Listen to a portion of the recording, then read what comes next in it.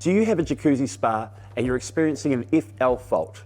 If so, please continue watching for some helpful troubleshooting tips. With an FL fault, that means there's an error with your flow switch. What this does is deactivates your heater. It can also deactivate the circ pump. So it's a very important fault to fix on the spot and quickly. With a flow switch, it's designed as a safety feature. It measures water flowing through your system.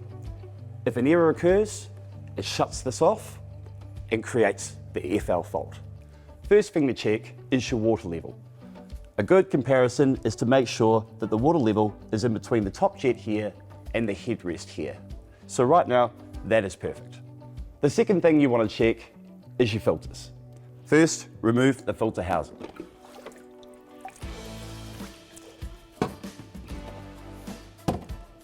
Simply grab your filter here and turn and pull. Now, as you can see, this is a slightly dirty filter. This will definitely affect your flow at times, so make sure you give this a good clean if that's the case, or replace the filter. Secondly, underneath that one is your Pro Clarity filter. To remove this, simply give it a good pull. And I'll show you in a few minutes what a clean one looks in comparison. With an FL error, dirty filters are a prime example of what can cause this. As you can see, here we have 3 relatively dirty filters versus brand new.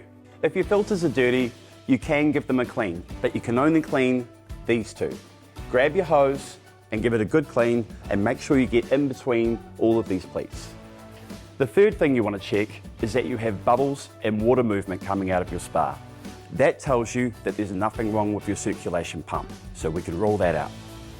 Thank you for watching.